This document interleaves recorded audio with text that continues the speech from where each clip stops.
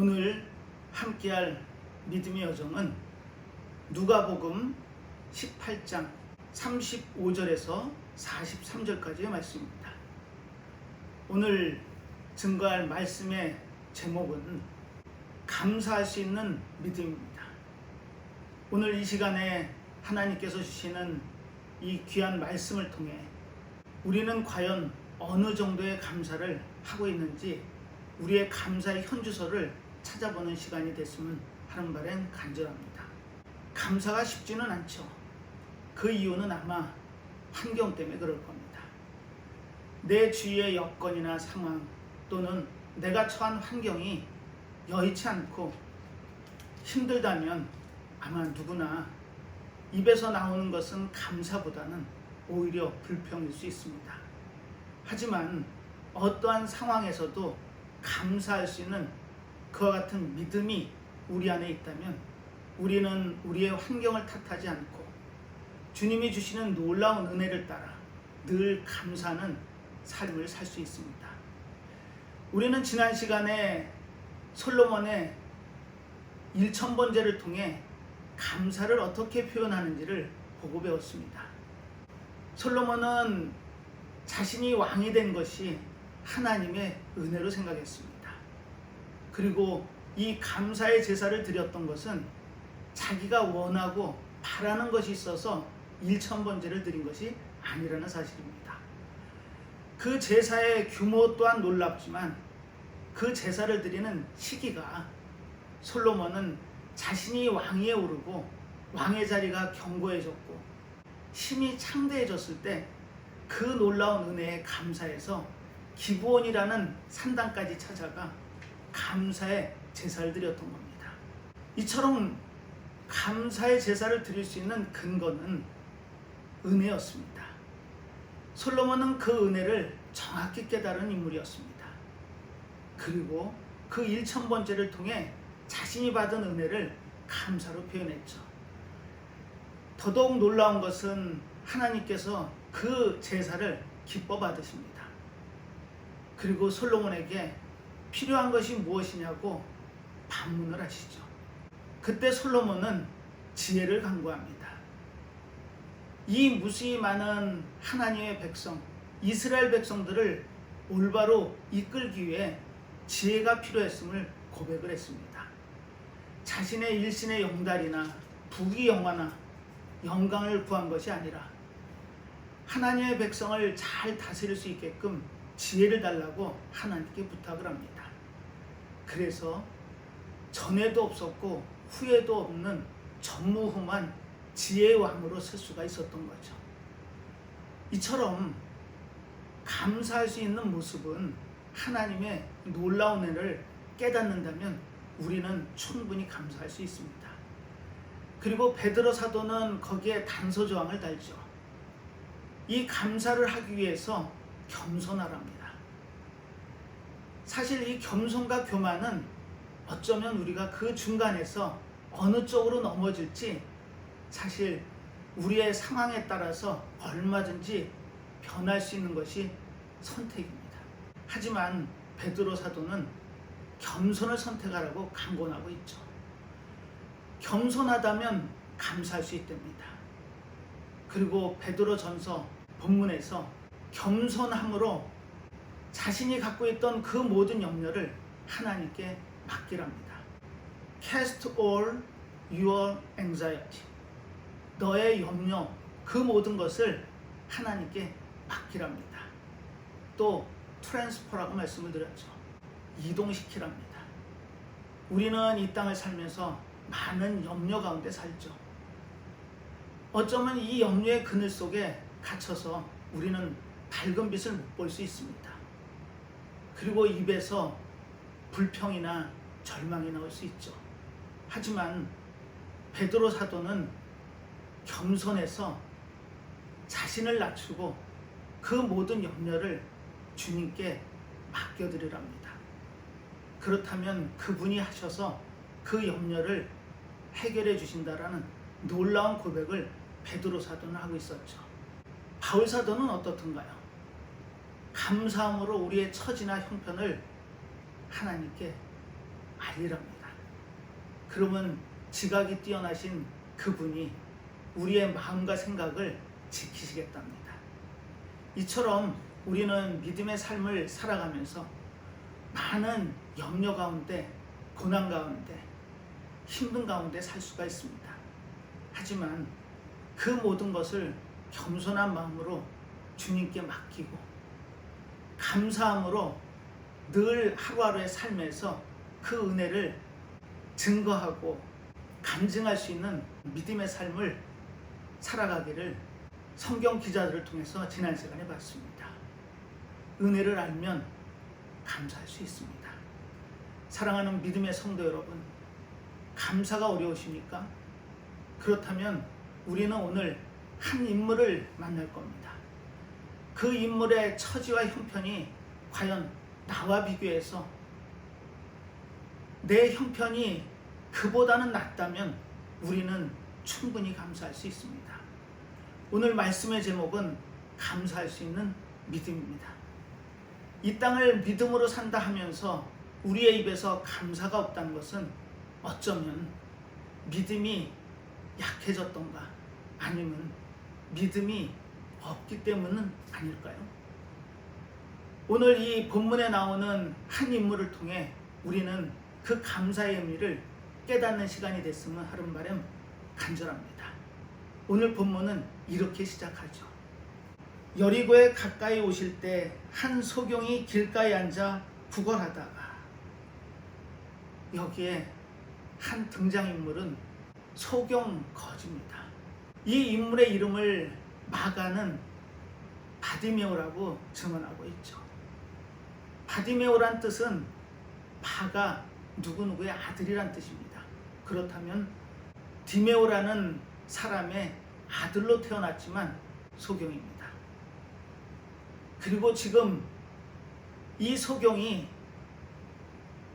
자신이 삶을 영위하는 데 있어서 지나가는 사람들의 동정을 구합니다. 동정을 구하면서 살아가는 아피먼 장님, 그 삶이 얼마나 고단할까요?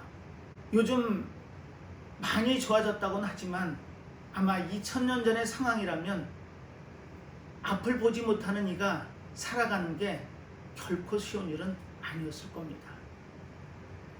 이 소경 바디메오는 매일 자신의 삶을 살아내기 위해서 오늘도 동정의 손길을 내밀고 있습니다. 믿음의 성도 여러분, 지금 내가 처한 환경이 과연 이 소경 바디메오의 환경만 할까요? 아무리 우리가 어려운 환경에 있다고 하더라도 욥의 그 고난만 했겠습니까? 우리는 힘들다 하지만 그 힘든 가운데 내 입에서 감사가 안 나온다면 우리는 이 시간을 통해 다시금 믿음을 점검해 볼 필요가 있습니다. 누가복음 18장의 내용에서 놀라운 사실을 기록으로 남기죠. 바로 앞절에 있는 부분들입니다. 이 여리고는 예루살렘으로 올라가기 위해 북쪽 갈릴리 지역에서 내려올 때는 반드시 거쳐가야 되는 지역이었습니다. 예루살렘 북동쪽에 있는 성읍이 여리고였죠. 이 여리고를 거쳐서 예루살렘, 평화의 땅이죠. 우리에게 영원한 안식을 보장하는 예루살렘 땅을 가기 위해서 예수님께서 12제자를 비롯해 따르는 무리들과 함께 이 여리고를 지나고 있습니다. 예수님이 가시는 이 길은 마지막 길입니다. 그리고 그 제자들에게 앞으로 있을 일에 대해서 예언을 통해 알려주시죠. 구약 선지자들이 했던 그 많은 예언이 이제 인자를 통해서 이루어지는 일만 남았다고 고백을 하십니다. 그 인자가 누군가요? 바로 예수님 본인을 가르치십니다. 예수님께서 당신이 당하실 일을 예언을 통해 알려주고 계시죠. 이 예루살렘에 올라가면 이방인한테 자신이 넘겨지고 희롱당하며 능욕당하며 침뱉음을 당한다고 고백을 하십니다. 그리고 그들이 나를 채찍질할 것이며 죽일 것이라라는 놀라운 말씀을 하시죠. 하지만 이 고백은 처음이 아니었습니다. 성경의 기록대로라면 세 번째 하고 계시죠. 그리고 이렇게 마지막 희망을 제자들에게 알려주십니다. 저는 3일 만에 살아나야 하리라 라는 놀라운 희망의 메시지를 주십니다. 거기서 주어는 3인칭 힘이다. 그렇다면 이 말씀을 하시는 예수님께서는 당신이 하나님의 관점에서 그 인자가 당하는 십자가의 고난과 죽음과 3일 만에 다시 사심을 하나님의 시선으로 예언하고 계셨던 겁니다. 3번에 걸쳐서 이 죽으심과 3일 만에 부활하심을 제자들에게 알려주십니다. 그런데 제자들의 반응이 놀랍습니다. 본문을 통해 확인해 볼까요? 제자들이 이것을 하나도 깨닫지 못하였으니 그 말씀이 감추었으므로 저희가 그 이르신 바를 알지 못하였더라. 안타깝습니다. 예수님을 3년여 동안 함께 동행하며 동고동락을 했던 제자들이 예수님이 당하실 고난을 다시 한번 주지시키고 3일 만에 다시 사는 그 희망의 메시지를 선포하심에도 불구하고 제자들은 전혀 깨닫지 못합니다. 이유가 뭘까요? 지금 육적인 소경 바디메오가 등장하지만 이 제자들이야 무리들은 영적인 소경이었던 겁니다. 예수님이 그 고난을 당하시고 3일 만에 사신다는 그 놀라운 희망의 메시지를 전혀 알아듣지 못했던 겁니다. 그렇다면 우리는 과연 나는 어느 자리에 있는지를 한번 살펴볼 필요가 있습니다. 성경에는 많은 대조적인 이야기들이 앞뒤로 연결돼서 나올 때가 있습니다. 예수님이 여리고를 거쳐 예루살렘에 가는 그 여정 가운데 제자들에게 예루살렘에서 당할 일을 예수님께서 분명히 알려주셨음에도 불구하고 그들은 깨닫지 못합니다. 그리고 그 본문 앞에 한 인물이 더 등장을 하죠. 그 인물은 오늘 성경의 소제목으로는 부자 관원이라고 써 있습니다. 이 부자 관원은 마태복음에서는 재물이 많은 청년으로 기록이 되어 있고요. 마가복음에서는 재물이 많은 사람으로 기록이 되어 있습니다. 그렇다면 우리는 이 부자 청년과 소경 거지인 바디메오를 비교 안 할 수가 없습니다. 외형적으로 보면 비교가 안 되죠. 가진 것이 많은 재물이 많은 청년이었습니다. 젊었죠. 그리고 관원입니다. 아마 지도층에 위치해 있었음이 분명합니다. 이 부자 관원이 예수님을 찾아오죠. 그리고 이렇게 질문을 던집니다. 선생이여, 어떻게 하여야 영생을 얻을 수 있습니까? 우리는 선생이라고 번역을 했지만 유대사회에서는 랍비입니다. 예수님한테 랍비라는 고백을 하고 내가 어떻게 하면 영원한 삶을 보장받을 수 있습니까? 라는 방법을 구하고 있습니다. 그때 예수님이 어떤 대답을 하셨던가요? 우리는 10계명 중에 부모를 공경하라, 살인하지 말라, 간음하지 말라, 도둑질하지 말라, 거짓 증거하지 말라, 이렇게 말씀을 하시고 그 율법을 가서 지키라고 권면하십니다. 그때 그 젊은 부자 관원이 그건 본인이 어렸을 때부터 다 지키는 계명이라고 고백을 하죠. 그거 말고 다른 방법을 내놓으랍니다. 그때 예수님께서 내가 가진 소유를 다 팔아 가난한 자들에게 나눠주고 나를 따르라고 권면을 하시죠. 그때 그 부자 관원의 고백이 근심하다라고 누가는 기록하고 있습니다. 하지만 마태복음에서는 근심하여 가니라, 마가복음에서는 한술 더 뜹니다. 슬픈 기색을 띠고 근심하며 가니라. 아마 영원한 생명보다 자신이 가진 물질적인 축복이 더 크다고 이 부자 간호는 생각했는지 모르겠습니다. 여하튼 예수님의 권면에 순종으로 따르는 것이 아니라 생각을 해보고 근심하며 슬픔에 젖어 예수님을 떠나갑니다. 그때 예수님이 이런 말씀을 하시죠. 부자가 천국에 들어가는 것은 약대가 바늘길을 통과하는 것보다 어렵다고. 여기서 이 바늘길이라는 건 사실 유대인들이라면 누구나 아는 비유입니다. 해가 떨어지고 성에 도착한 상인이 성으로 들어갈 방법을 만들어주기에 바늘귀문이라는 조그만 문을 만들어 놓죠. 하지만 약대를 끌고 들어갈 수 있는 문은 아닙니다. 그 작은 문을 통과하기 위해서는 세 가지가 필요했죠. 무릎을 꿇어야 됩니다. 그리고 등에 있는 모든 짐을 내려야 했죠. 그리고 기어서 천천히 그 문을 통과해 들어갑니다. 그 의미가 뭘까요? 여기서 무릎을 꿇는다는 의미는 겸손의 의미입니다. 더 낮아져서 등에 지어진 짐을 다 내려놓는다는 의미는 자신이 갖고 있는 욕심을 다 비워내고 무릎을 꿇고 그 바늘기문을 통과한다는 의미는 인내심을 가지고 그 믿음의 길을 가는 겁니다. 그러면 평안이, 안식이 그 안에 보장이 되어 있죠. 사랑하는 믿음의 성도 여러분, 이 부자 간호는 자기가 가진 것이 너무 많고 귀해서 예수님의 권면을 따를 수가 없었습니다.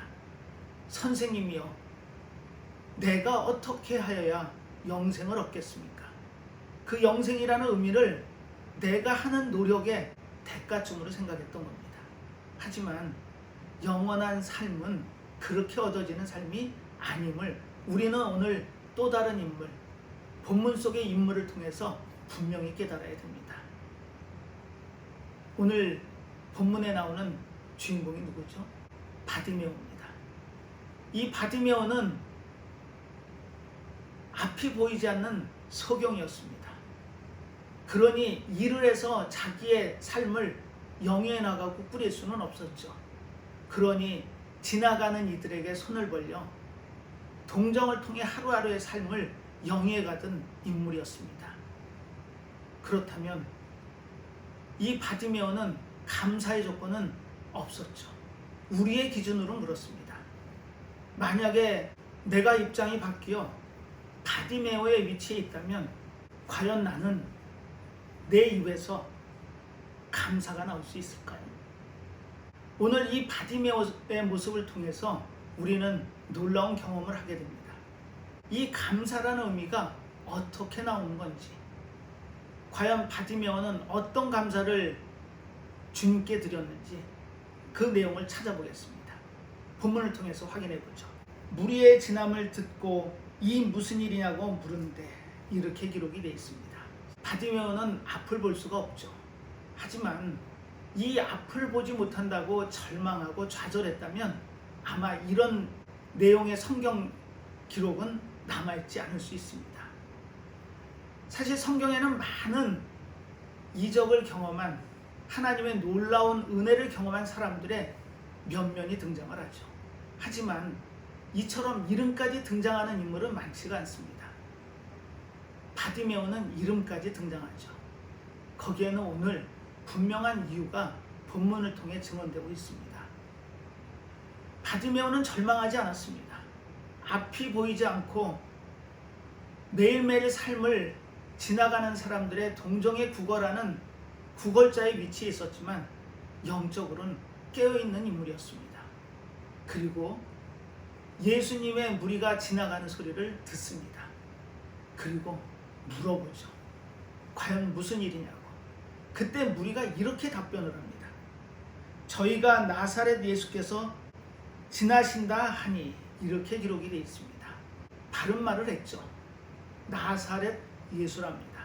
그런데 거기에는 사실 이 유대인들이 갖고 있는 전통적인 사고방식이 담겨 있습니다. 예수님께서는 나사렛에서 태어나신 게 아닙니다. 베들레헴에서 태어나셨죠. 황제 아구스토가 모든 유대인들은 호적을 등록하라는 명에 따라 나사렛에서 살고 있던 요셉과 마리아가 베들레헴까지 내려갑니다. 거기서 예수님이 태어나시죠. 하지만 동방 박사들에 의한 전언을 듣고 헤롯이 2살이 안 되는 사내 아이들을 전부 죽이라는 명이 내려지죠. 그래서 그 화를 피해 애굽에 내려갔다가 다시금 돌아와 나사렛에서 예수님이 성장하셨습니다. 그래서 나사렛 예수라고 불리는 건 정확한 표현입니다.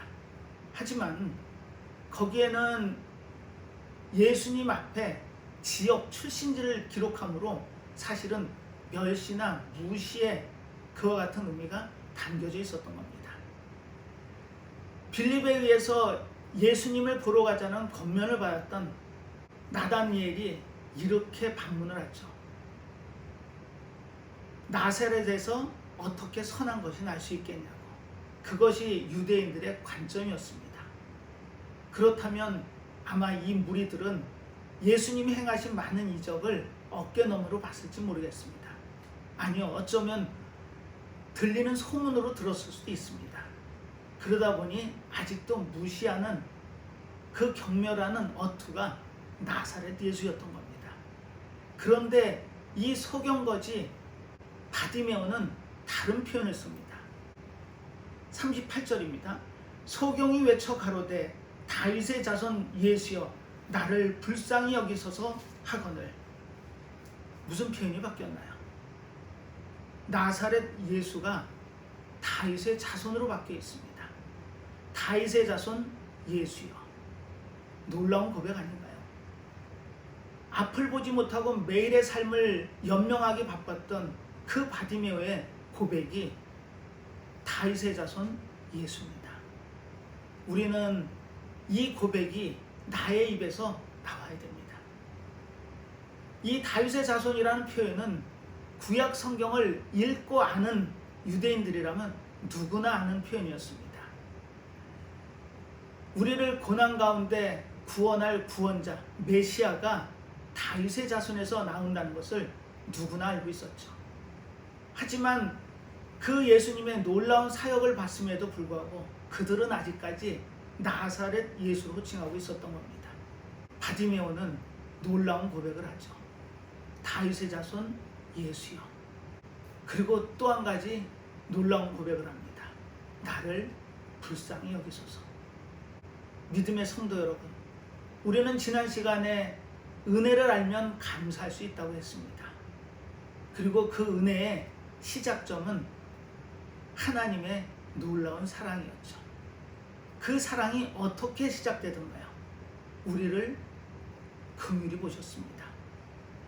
이 바디메오는 자신을 긍휼히 봐달라는 간절함을 담아 예수님, 메시아, 그리스도로 오신 예수께 고백하고 있었던 겁니다. 나를 불쌍히 여기소서. 우리는 지난 시간에 감사를 겸손을 통해 하자고 말씀을 드렸습니다. 자신이 낮아질 수 있는 그 약대가 바늘기문을 통과하기 위해서 무릎을 꿇고 낮아진 것처럼 우리 또한 그렇습니다. 우리는 내가 할 수 있다라는 어쩌면 교만이 우리의 앞길을 힘들게 할지 모릅니다. 우리는 교만이 필요한 게 아니고 겸손이 필요합니다. 이 바디메오의 고백처럼 불쌍히 여겨달라는 그 고백이 내 입에서 나와야 됩니다. 내가 할 수 있습니다가 아니고 할 수 있는 게 없다라는 걸 깨닫는 것이 겸손의 시작입니다. 지금 이 바디메오는 그 고백을 하고 있죠. 바른 고백 아닌가요? 하지만 그 소리를 들은 무리들이 이렇게 책망을 합니다. 앞서가는 자들이 저를 꾸짖어 잠잠하라 하되 잠잠하랍니다. 거기에는 의미가 있습니다. 사실 위험한 소리였죠. 다윗의 자손이라는 그 의미는 이 이스라엘 백성이라면 누구나 의미를 압니다. 하지만 지금은 로마의 통치하에 있었고 헤롯이라는 분봉왕이 이 지역을 다스리던 때입니다. 다윗의 자손이여 라고 고백을 한다는 것은 굉장히 위험한 발언이 분명합니다. 예수님께서 예루살렘에 입성하실 때 그 성중에 있던 이스라엘 백성들이 어떻게 예수님을 맞았던가요? 호산나 다윗의 자손이여 라고 고백을 했습니다. 이 의미는 우리를 이 압제에서 구원해 줄 메시아가 당신입니다 라는 고백을 하고 있었던 겁니다. 그러니 위험한 소리였죠. 잠잠하라고 이 바디메오를 책망합니다. 그렇다면 이 소경 거지 바디메오는 잠잠해졌을까요? 본문의 증언입니다. 저가 더욱 심히 소리질러 다윗의 자손이여 나를 불쌍히 여기소서 하는지라. 개의치 않았습니다. 자신이 생각하는 그 구세주 예수, 그 예수의 존재를 내가 소리로 듣고 입으로 고백하고 있었던 겁니다. 물론 보지 못하는 커다란 장애를 갖고 있었지만 예수님을 향한 그 마음을 막을 수는 없었습니다. 우리는 어쩌면 소경 거지 바디메오보다 더 못한 모습일 수도 있습니다.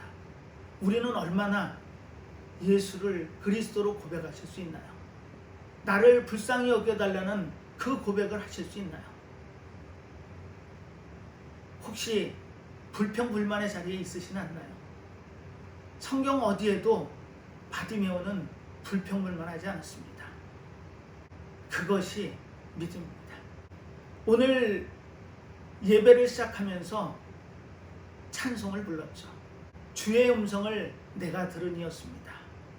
또 우리가 잘 아는 예수로 나의 구주 삼고 나의 갈 길 다가도록 이와 같은 많은 찬송을 쓴 크로스비 여사가 있습니다. 1875년의 일인데요. 하루는 자신이 $5라는 거금의 돈이 필요했습니다. 그래서 간절히 기도를 했죠. 그런데 어느 지나가던 인물이 노크를 하고 이 집을 방문을 합니다. 그 은혜로운 찬송과 가사를 쓴 당사자를 보기 위해 직접 찾아왔던 거죠. 그리고 여러 가지 신앙적인 얘기를 나누고 돌아나가면서 손에다 $5짜리 지폐를 쥐어줍니다. 놀랍지 않나요? 이 크로스비 여사는 태어난 지 8주 만에 앞을 못 보게 됩니다. 지금 바디메오처럼 소경에 위치해 있는 거죠. 그리고 94세까지 평생을 살면서 단 한 번도 빛을 보지 못합니다. 그렇다면 이 크로스비 여사의 입에서는 어쩌면 불만이라는 단어가 입 밖으로 나올 수도 있었겠죠. 하지만 본인의 고백처럼 단 한 번도 자신은 자신의 처지나 입장을 불만으로 표출하지 않았답니다. 하나님의 놀라운 섭리로 그 모든 것을 받아들였죠. 하나님께서 세상적인 것을 보지 못하게 하고 영적으로 깨어있어 맑고 깨끗한 하나님을 찬송하는 찬송시를 쓸 수 있게끔 나에게 은혜를 주셨다라는 놀라운 고백을 책에서 봤습니다. 이 크로스비 여사는 앞을 보지 못하지만 영적으로는 깨끗한 그런 인물이었습니다. 그러니 이와 같은 놀라운 찬송을 가사로 남길 수 있었겠죠. 하나님의 은혜로 생각했습니다. 그리고 자신의 처지나 입장을 늘 감사하는 마음으로 살았던 겁니다. 지금 이 바디메오도 같은 심정입니다. 절박함은 이루 말할 수 없겠죠. 앞이 보이지 않습니다. 하지만 자신이 들은 소식과 지금 입으로 고백하는 다윗의 자손 예수여라는 이 놀라운 고백, 그리고 나를 불쌍히 여겨달라는 그 놀라운 믿음의 고백이 오늘 현실로 나타납니다. 확인해 볼까요? 예수께서 머물러 서서 명하여 데려오라 하셨더니 저가 가까이 오매 물어 가라사대 내게 무엇을 하여 주기를 원하느냐 가로되 주여 보기를 원하나이다. 지금 바디메오의 고백에서처럼 예수님께서 무엇을 원하냐고 했을 때 지금 어떤 문제가 있었나요? 가장 큰 소망이 자신의 눈을 뜨는 소망이었을 겁니다. 그리고 그 소망을 입으로 고백하죠. 보기를 원합니다. 결과는 어떻게 됐을까요? 우리는 너무나 잘 압니다. 이처럼 바디메오는 자신의 현실에 불평과 불만으로 포기라는 단어로 자신의 인생을 마무리하지 않았습니다. 우리는 이 감사라는 단어가 쉽지는 않습니다. 오늘 말씀의 제목이 감사할 수 있는 믿음이죠. 하지만 이 감사는 어쩌면 주변의 여건이나 환경을 보면 쉽게 할 수 있는 단어는 아닙니다. 하지만 이 감사를 하기 위해서는 가장 중요한 게 태도였습니다. 1920년에 똑같이 출생한 3명의 노교수가 있었죠. 그 노교수가 한 이야기들을 한 책으로 묶은 것이 인생의 열매들이라는 책입니다. 우리가 잘 아는 김영석 교수, 김태길 교수, 안병욱 교수입니다. 우리는 이 세 사람을 떠올리게 되면 관포지교라는 고사성어가 생각납니다. 김영석 교수가 사석에서 이렇게 고백을 하더라고요. 같은 학문을 연구하고 50년 지기에 이 친구들이 있어서 나의 삶은 행복했다. 아직도 100세가 넘은 나이에 활발하게 외부 강연도 하고 집필을 하는 김영석 교수의 전원이었습니다. 김태일 교수가 90세, 안병욱 교수가 94세에 졸한 걸 보면 아마 이들의 만남은 50년 지기가 맞을 겁니다. 이들이 인생에 남기는 열매를 이렇게 고백을 하더라고요. 마음, 삶, 지혜, 진리 각 항목대로 4개의 주제로 해서 16가지의 주제로 이야기를 나눕니다. 이 세 사람이 보는 시야가 물론 틀렸겠죠. 하지만 그 16가지의 주제를 인생의 열매로 보고 고백을 합니다. 안병욱 교수의 고백입니다. 오늘을 사랑하여라. 인생은 오늘의 연속이다. 이런 고백을 했더라고요. 공감하시나요? 우리는 과연 오늘을 살면서 오늘을 얼마나 사랑하시나요? 이 사랑의 의미는 오늘 하루가 나에게는 너무나 소중한 하루라는 겁니다. 어쩌면 이 하루를 무가치하게 넘겨보낼 수도 있지만 하루가 사랑하여진다면 우리는 그 하루를 소중히 보낼 수 있습니다.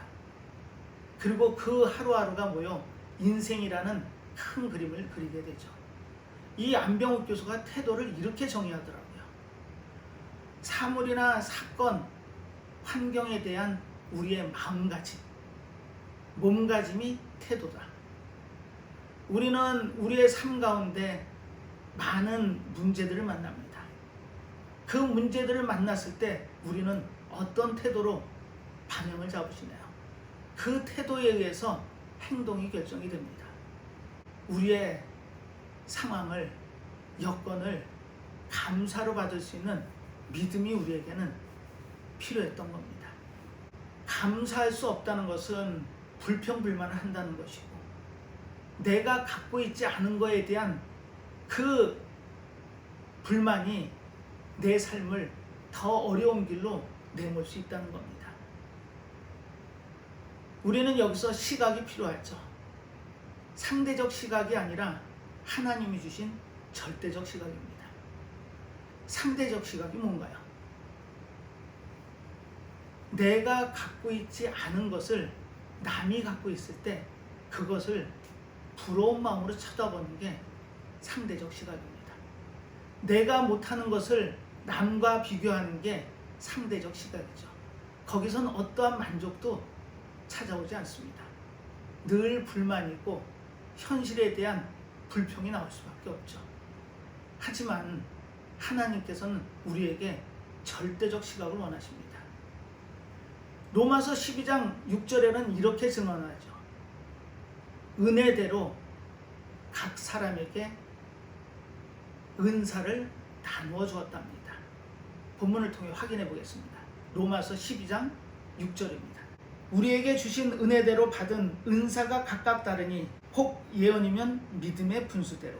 여기서 은혜대로 받은 은사가 각각 다르답니다. 은혜는 카리스죠. 은사는 카리스마입니다. 고린도 전서 12장에는 이렇게 은사 9가지를 기록으로 남기죠. 지혜의 말씀, 지식의 말씀, 믿음, 병고침, 능력 행한, 예언, 영분별, 방언, 통변, 이렇게 9가지의 은사가 기록이 되어 있습니다.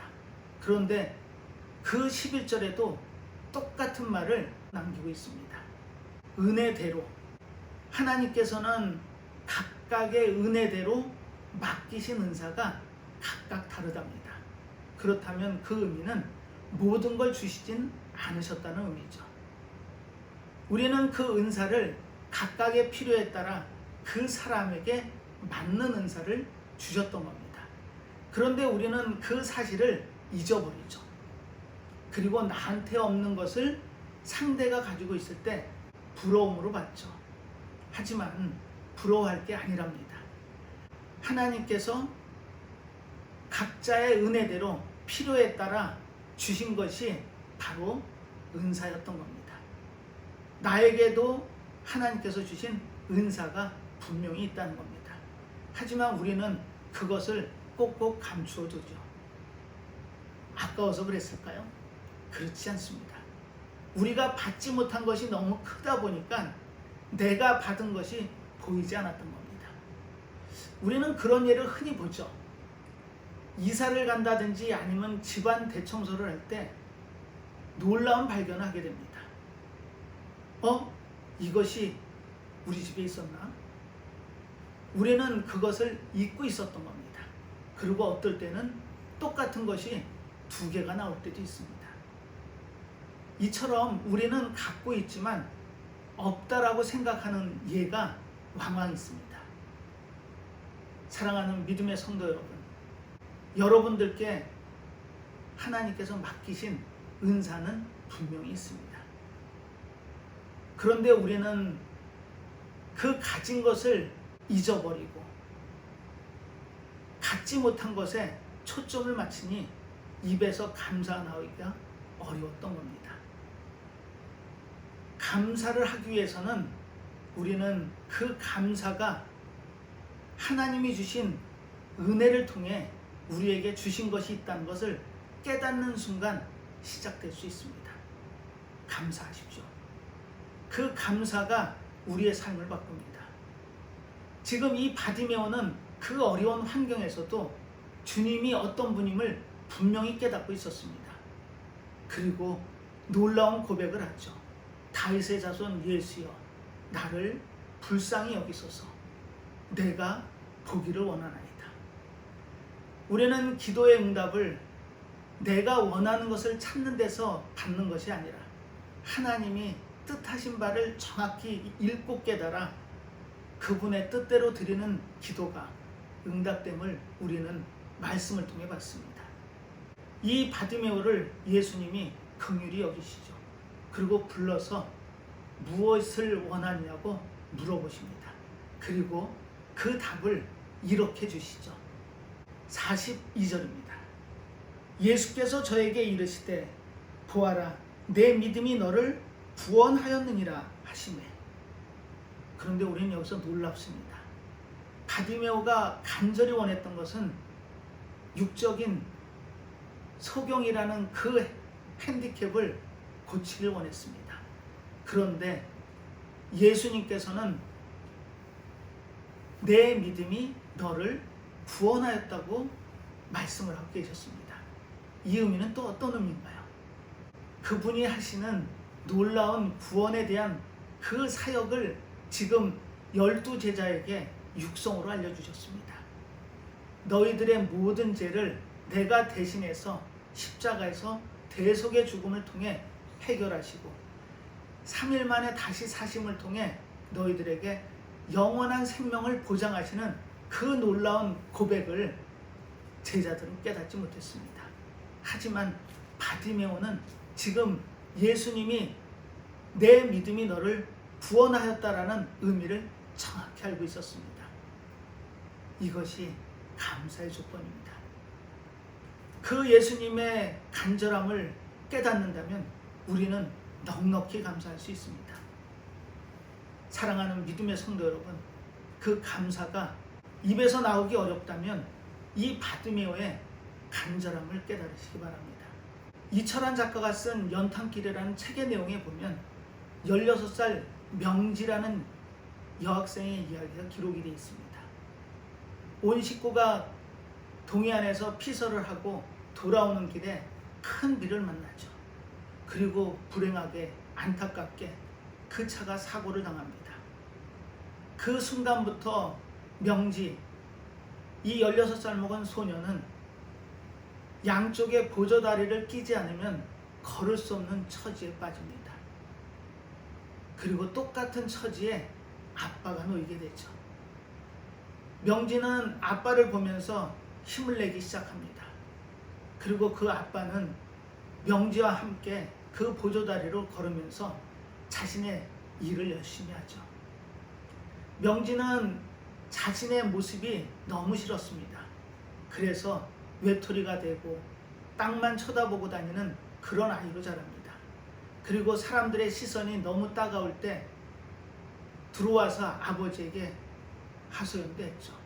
그러다 겨울 빙판길에 넘어져 얼굴이 다 까지는 상처를 입고 아빠에게 달려가 울음을 터뜨립니다. 아빠의 말 한마디가 명지에는 큰 위로가 됐죠. 명지야, 사람들이 보는 그 시선은 너를 동정하는 게 아니라 너를 사랑해서 쳐다본단다. 나도 그 시선을 느끼지만 그걸 사랑으로 봤지. 시간이 흘러서 명지가 대학생이 됩니다. 그 입학식을 끝내고 길을 나오는데 그 가족 앞에 큰 사건이 벌어집니다. 한 어린아이가 달려오는 차를 보지 못하고 찻길로 뛰어들었습니다. 그때 그 명지 아빠는 뒤도 안 돌아보고 보조다리를 내팽개치고 달려가기 시작하죠. 그리고 그 어린아이를 구해냅니다. 명지는 깜짝 놀랐죠. 4년 동안을 자신과 똑같이 보조다리에 의지했던 아빠가 보조다리를 내팽개치고 달려가서 아이를 구해낸 겁니다.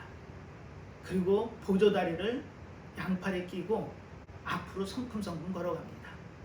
그때 그 모습을 본 엄마가 이렇게 얘기를 해줍니다. 명지야, 사실 아빠는 그 사고로 팔만 다쳤지 다리는 다치지 않았다. 그런데 그 다리를 다친 너와 함께 그 고통을 나누고 위로를 주기에 아빠는 4년 동안 보조다리를 안 해도 걸을 수 있음에도 불구하고 너와 함께 똑같이 보조다리에 의지해서 걸었단다. 명지는 어땠을까요? 아마 명지가 소리내서 울을 때 그 아빠는 마음속으로 울었을 겁니다. 사랑하는 믿음의 성도 여러분, 이 마음이 주님의 마음이 아니셨을까요? 명지를 위로하기 위해 그 불편함을 감수하고 4년 동안 보조다리에 의지했던 아버지의 마음, 그 마음이 없었으면 명지는 아마 정상적으로 생활해서 대학을 가는 그와 같은 일은 어쩌면 힘들었을 수도 있습니다. 그 위로가 우리에게 늘 있습니다. 우리가 당하는 그 고난과 고통을 함께 지시기를 원하시고 대신 지시기를 원하시는 분이 계시죠. 주님의 사랑이 그렇습니다. 지금 그분이 우리에게 3일 만에 다시 사신다는 그 고백을 통해 우리에게 소망을 주시죠. 하지만 제자들은 깨닫지 못합니다. 그런데 이 소경 거진 바디메오는 깨달았습니다. 그리고 이분께 나의 모든 걸 맡겼죠. 거기서 그 소경 바디메오는 감사를 할 수 있었던 겁니다. 우리가 삶을 살면서 고난 가운데, 고통 가운데 놓일 수 있습니다. 하지만 함께 아파했던 그 아버지의 마음이 우리에게 느껴진다면 우리는 주님이 주신 놀라운 은혜에 감사의 마음을 담아 고백할 수 있습니다. 그 고백이 내 입으로 나온다면 우리는 아무리 힘든 환경에서도 일어날 수 있죠. 그리고 이런 놀라운 고백을 마태복음, 마가복음에는 없는 누가복음에만 기록으로 남깁니다. 곧 보게 되어 하나님께 영광을 돌리며 예수를 쫓으니 백성이 다 이를 보고 하나님을 찬양하니라. 아멘. 절대 불가능할 것 같은 눈이 곧 보이게 되죠. 그리고 하나님께 영광을 돌리며 감사를 합니다. 그리고 예수님을 쫓아댑니다. 그 모습을 본 많은 이들이 하나님께 영광을 돌리고 찬양을 할 수 있었죠. 이것이 믿음입니다.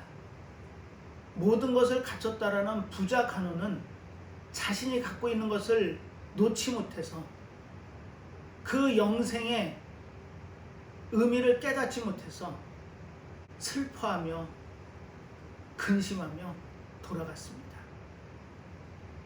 예수님이 그 많은 것을 팔아 모든 이들에게 나눠주고 나를 따르라는 의미가 무엇이었을까요? 주님이 주시는 그 놀라운 은혜와 사랑을 깨달으라는 겁니다. 내가 주는 평안은 세상이 주는 것과 같지 않답니다.